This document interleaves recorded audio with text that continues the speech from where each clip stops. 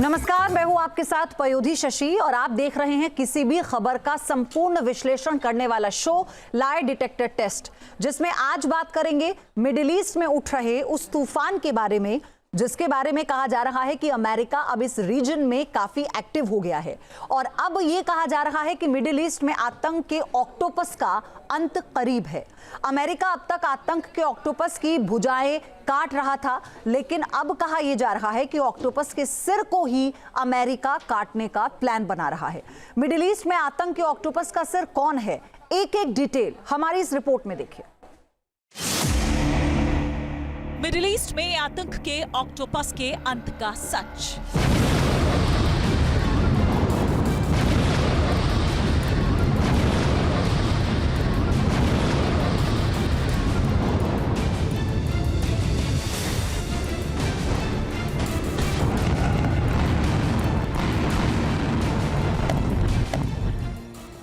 Gaza पर Israel की बमबारी।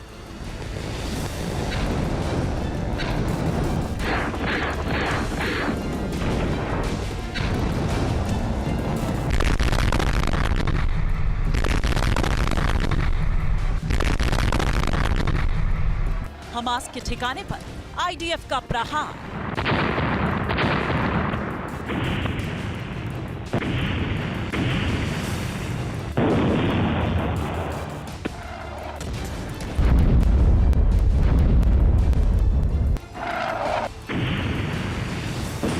हिजबुल्लाह पर भी इजराइल का हमला।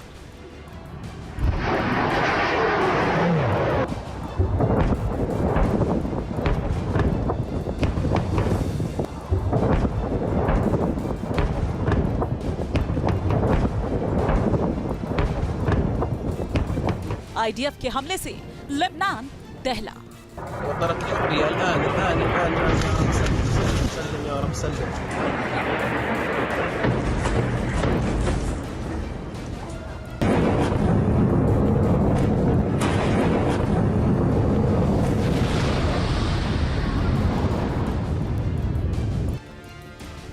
इजरायली लड़ाकू विमान ने गाजा पट्टी में कहर बरपाया है।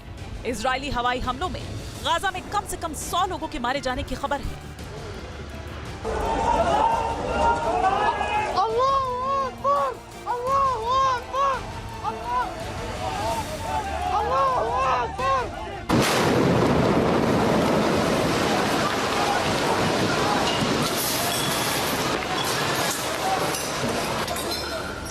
इजरायली एयरफोर्स ने गाजा में एक स्कूल को निशाना बनाया, जहां इनको इनपुट था कि यहां पर हमास के आतंकी छिपे हुए हैं। बताया जा रहा है कि इजरायली फोर्स ने गाजा में कुल 600 टारगेट को हिट किया।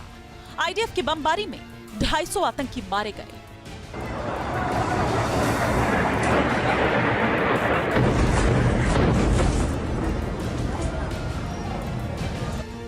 ईरान के मोहरों को इजराइल लगातार पीट रहा है।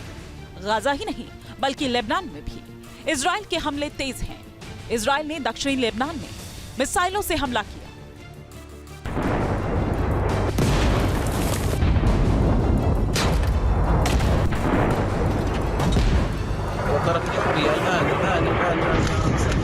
سلم يا رب سلم।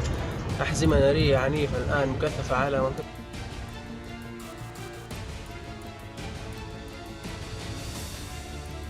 इजराइल ने यह अटैक दक्षिणी लेबनान के सिडोन शहर पर किया।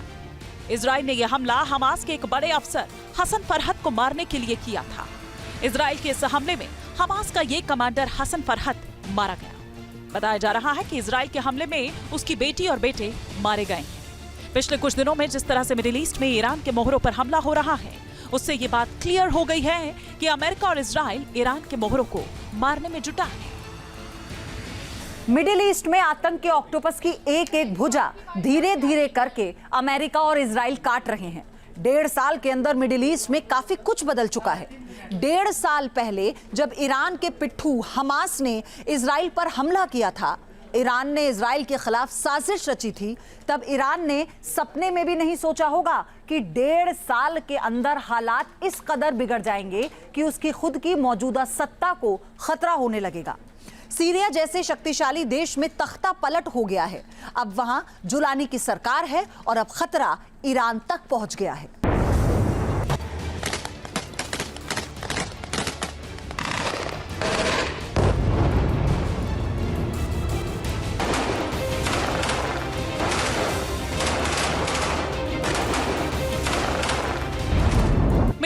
जितने भी एलिमेंट इजराइल और अमेरिका के खिलाफ एक्टिव हैं, सभी को हथियार और गोला बारूद ईरान ही देता है।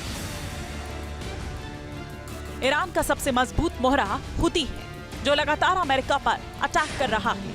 हुती ने लाल सागर में अमेरिका के एयरक्राफ्ट कैरियर ट्रूमैन पर हमला किया।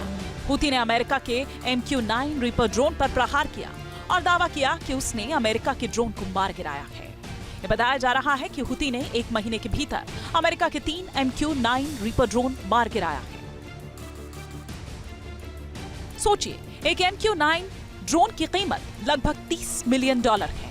मतलब कि अमेरिका को 1 महीने के भीतर $90 मिलियन का नुकसान हो चुका है। 2023 से अब तक हुती ने लाल सागर में कुल 319 जहाजों पर हमला किया है, जिसमें से 174 हमले लाल सागर में गश्त लगा रहे अमेरिकी युद्धपोतों पर किए हैं, तो वहीं 145 अटैक कार्गो शिप पर।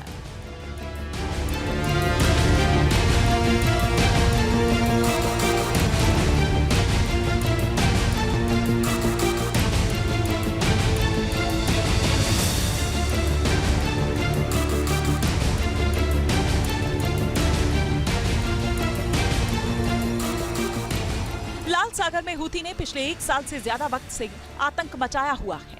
समंदर का यह इलाका अंतर्राष्ट्रीय व्यापारिक जहाजों के लिए खतरनाक जगह बना हुआ है।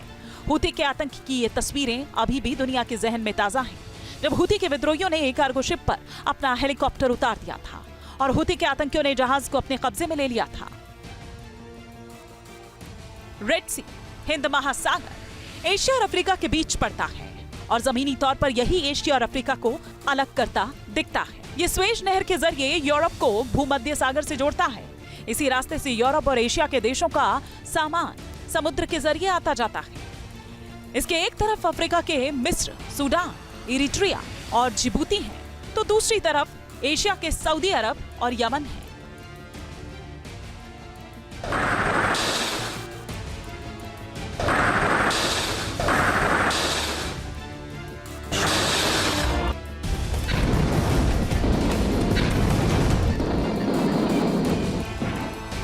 लाल सागर दुनिया का एक अहम कारोबारी रास्ता है, जिससे दुनिया का लगभग 10% कारोबार होता है। यही वजह है कि हुती अपने हमले से इस रास्ते को ब्लॉक करना चाहता है, लेकिन हुती पर अमेरिका पलटवार कर रहा है। साथ ही लाल सागर में हुती के खिलाफ ऐसा चक्रव्यूह तैयार किया है जिससे हुती की सांसें उखड़ रही हैं। लेकिन अमेरिका और इजराइल का मकसद है मिडिल ईस्ट से आतंक के ऑक्टोपस को खत्म करना। मिडिल ईस्ट में जो ऑक्टोपस रूपी आतंक का आका ईरान है, वही इस आतंक रूपी ऑक्टोपस का सिर है। अमेरिका अब इस सिर को काटना चाहता है। मिडिल ईस्ट में ईरान के कई मोहरे हैं, जिसको उसने अमेरिका और इजराइल के खिलाफ तैयार किया है, लेकिन एक एक कर सभी मोहरे मात खा रखे हैं। गाजा में हमास की कमर टूटी, लेबनान में हिजबुल्ला आखिरी सांसें गिन रहा है, सीरिया में भी ईरान के मोहरे पिटे और तख्ता पलट हो गया। अब वहां जुलानी की सरकार है। अब यमन में हुती विद्रोही पर शिकंजा कसा जा रहा है। इराक में ईरान द्वारा तैयार किए गए इस्लामिक रेजिस्टेंस इन इराक पर भी शिकंजा कसा जा रहा है।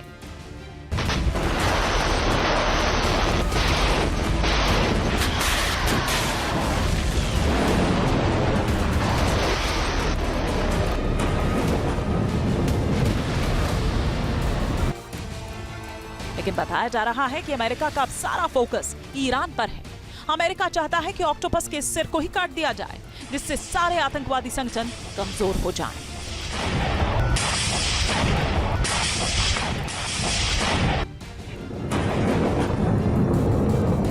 अमेरिका के प्लान को अगर हम समझे तो उसने तमाम प्रॉक्सीज के ऊपर इस समय फाइनल असॉल्ट कर रखा है, चाहे हिजबुल्ला की बात करें, हूती की बात करें या फिर हमास की बात करें। इजराइल के साथ मिलकर के एक बड़ी योजना बनाई गई थी और उसके तहत इन तीनों को टैकल किया जा रहा है। लेकिन अमेरिका को ये भी पता है कि इन सब के पीछे ईरान है और ईरान से निपटने के लिए कुछ अलग ही व्यवस्था करनी पड़ेगी, क्योंकि एक तो वो कोई एक ऑर्गेनाइजेशन नहीं है, एक सोवरेन नेशन है और किसी भी देश के खिलाफ कोई रणनीति अगर बनाई जाए तो उसका असर बहुत व्यापक होता है। अमेरिका इस बात को समझता है और इसीलिए वो ईरान को एक अलग प्लान के तहत टैकल करना चाहता है और उसमें ईरान के ऊपर हमला भी हो सकता है। ईरान के अंदर से भी कुछ घटनाएं घटित करवाई जा सकती हैं।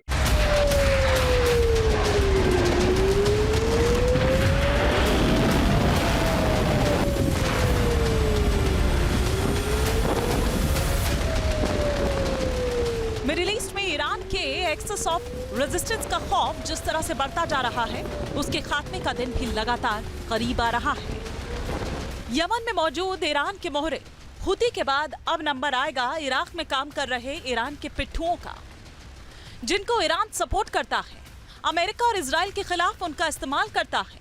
ईरान के इस आतंक के नेटवर्क की धुरी है Iraq.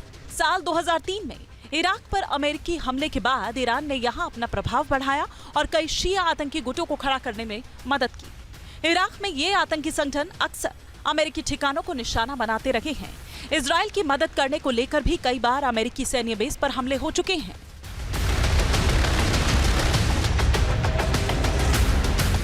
Popular mobilisation force Iraq का सबसे बड़ा आतंकी संगठन है। इसे ईरान से हथियार और फंड की मदद मिलती है। इसकी कई यूनिट्स हैं जो अलग अलग लीडर्स की अगुवाई में काम करती हैं। पॉपुलर मोबिलाइजेशन फोर्स में बद्र ऑर्गेनाइजेशन, सहला अल दिन ब्रिगेड, तुर्कमान ब्रिगेड, बेबीलोन ब्रिगेड और 80th रेजिमेंट शामिल है। इस आतंकी संगठन की सबसे बड़ी यूनिट है बद्र ऑर्गेनाइजेशन। रिपोर्ट्स के मुताबिक बद्र में करीब 60,000 लड़ाके हैं। इनके पास भारी मात्रा में हथियार और ड्रोन मौजूद हैं। ये बताया जा रहा है कि जंग की आशंका के बीच पॉपुलर मोबिलाइजेशन फोर्स ने इराक से एक फोटो जारी कर इजराइल से बदला लेने की धमकी दी है, ड्रोन से हमला करने की चेतावनी दी है।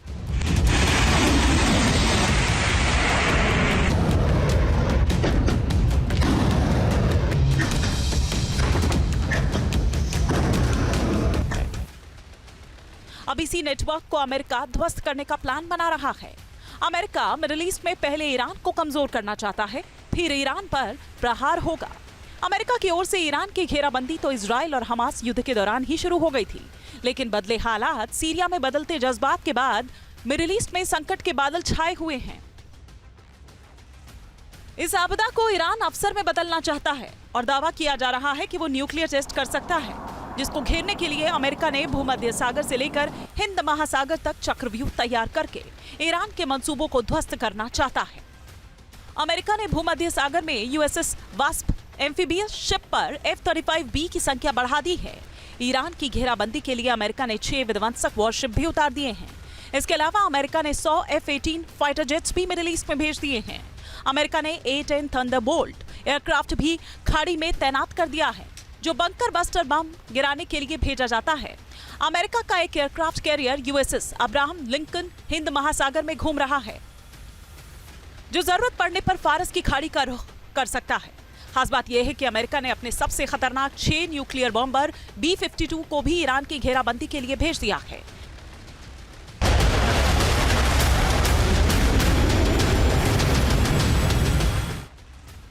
B-52 बॉम्बर अमेरिका का वो योद्धा है जिसकी ऑपरेशनल रेंज 14,000 किलोमीटर है।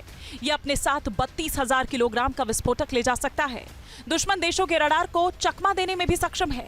अमेरिका का ये महाबली 20 क्रूज मिसाइल्स के साथ हमला कर सकता है, तो वहीं 50,000 फीट ऊंचाई तक ले जाने में सक्षम है।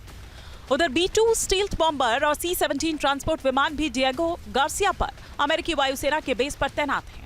मतलब ईरान की अमेरिका ने पूरी घेराबंदी की हुई है। लेकिन क्या जिस तरह से अमेरिका फारस की खाड़ी से लेकर भूमध्य सागर तक ईरान की घेराबंदी कर रहा है, या वाकई में कोई भयानक युद्ध होने वाला है? क्या अमेरिका ईरान पर हमला करेगा?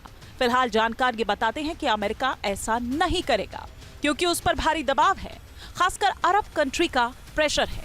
तो वहीं रूस भी लगातार अमेरिका के खिलाफ चक्रव्यूह रच रहा है। रूस ने क्लियर ये कहा है कि अगर अमेरिका या फिर उसके सहयोगी ईरान पर हमला करते हैं तो इसके परिणाम गंभीर होंगे। ट्रंप के चुनाव जीतने के बाद ईरान पर अब तक का सबसे बड़ा खतरा मंडराने लगा है। ट्रंप ने तो समझौते की बात करके ईरान पर दबाव डाल दिया है, लेकिन ईरान के रवैये से लग रहा है कि ना ही वो झुकने को तैयार है और ना ही रुकने को। ट्रंप की मंशा साफ है कि किसी भी कीमत पर मिडिल ईस्ट में ईरान के बढ़ते वर्चस्व को जमींदोज करना है। इसके लिए उन्होंने बाकायदा प्लान भी बना लिया है। ईरान पर दबाव बनाकर ट्रंप अपनी शर्तों के जरिए झुकाना चाहते हैं। ईरान में बगावत भड़काना चाहते हैं। ईरान में सत्ता परिवर्तन कर कठपुतली सरकार बनाना चाहते हैं ट्रंप। ईरान के न्यूक्लियर ठिकाने को तबाह करना चाहते हैं ट्रंप। ईरान के प्रॉक्सी संगठनों को खत्म करना ट्रंप का मकसद है।